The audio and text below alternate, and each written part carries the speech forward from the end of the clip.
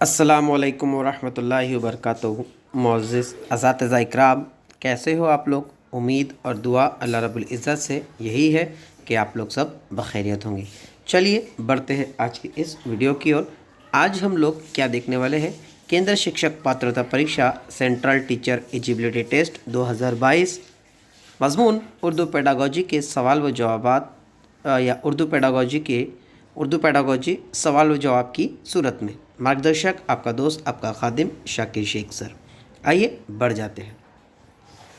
Welcome है guys, सबसे पहले आपका तो मेरे इस educational YouTube channel let's crack it with Shaikh sir पर।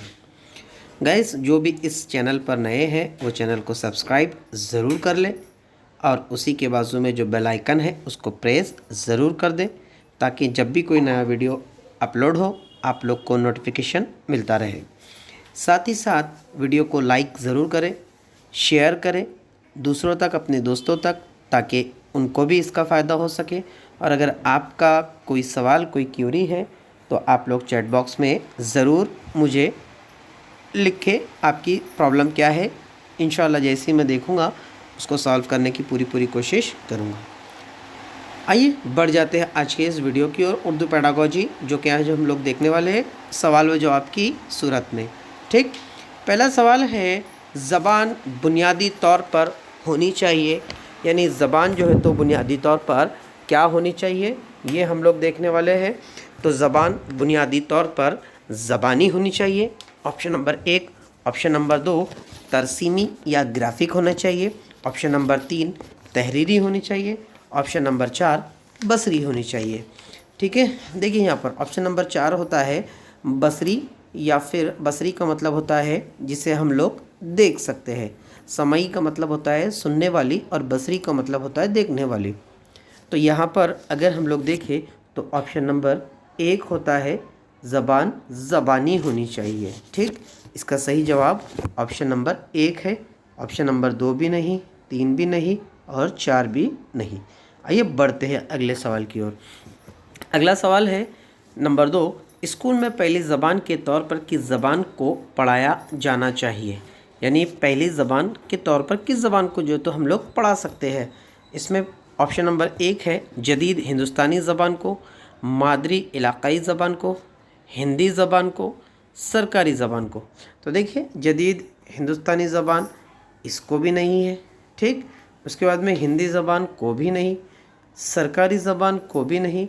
लेकिन अगर मादरी ज़बान और इलाक़ाई ज़बान में अगर पहली ज़बान के तौर पर अगर पढ़ाया जाए तो बच्चा जल्द तरक्की करता है। और इसी के साथ यही जवाब हमारा सही होता है कि स्कूल में मादरी ज़बान के तौर पर बच्चों को, या स्कूल में पहली ज़बान के तौर पर बच्चों को मादरी और इलाक़ाई ज़बान जो है तो पढ़ानी चाहिए।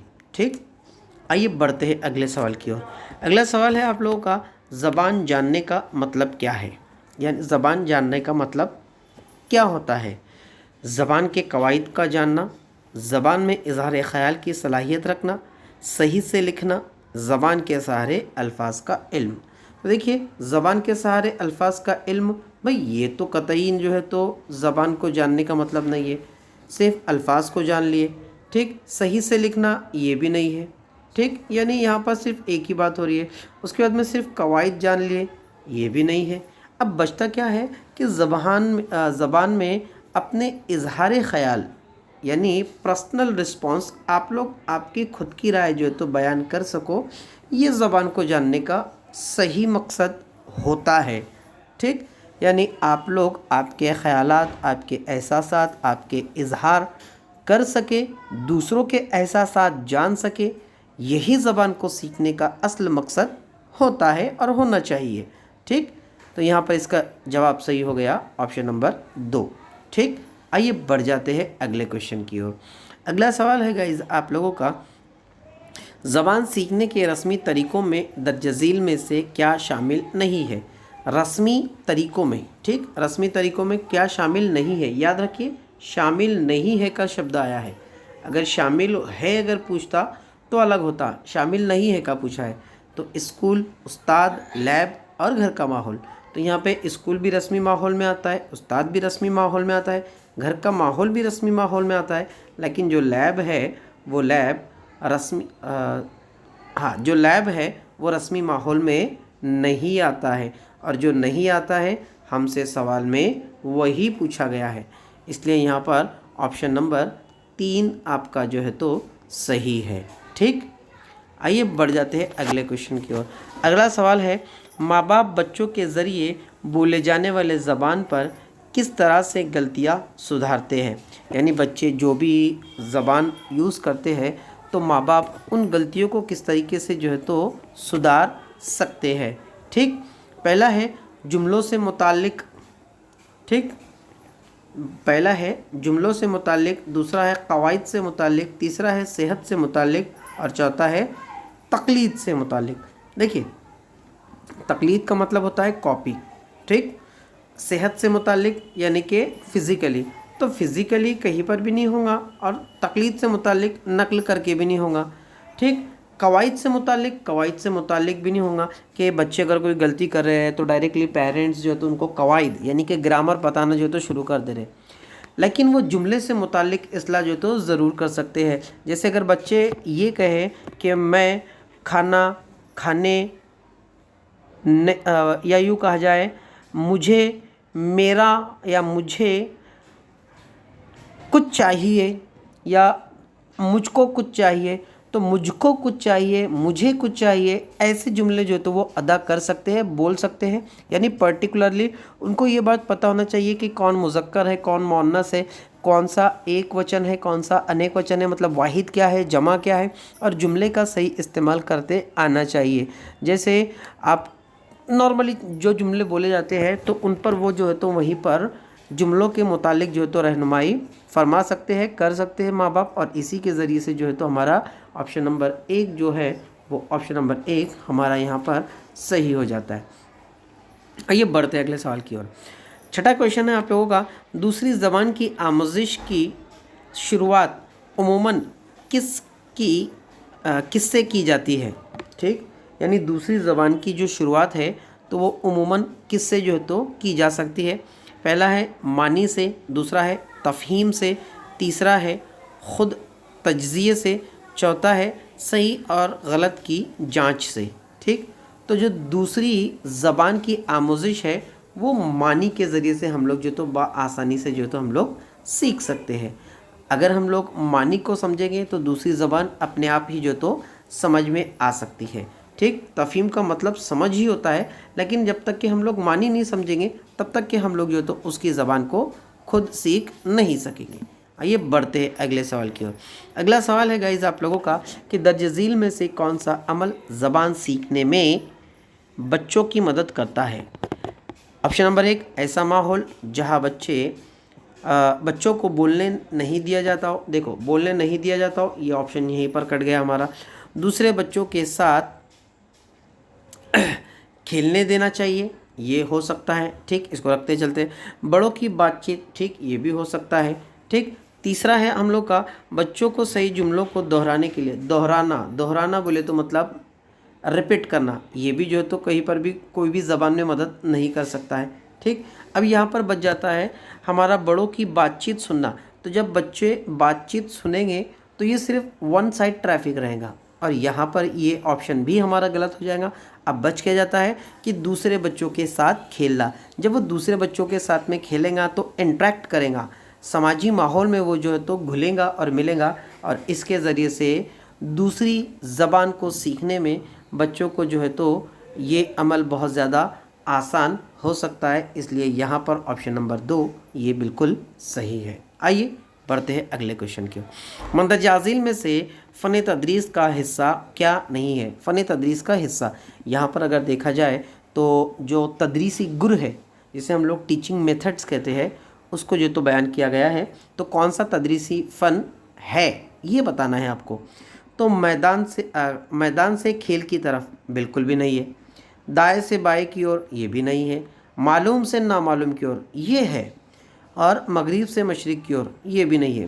तो यहाँ पर इजीली हमारा जो है तो टू नोन टू अननोन, ठीक, मतलब मालूम से नामालूम की ओर, ये हमारा तदरीसी गुर है, जिसे हम लोग टीचिंग मेथड भी जो तो कहते हैं, और यही हमारा ऑप्शन नंबर 3 यहाँ पर सही होता है।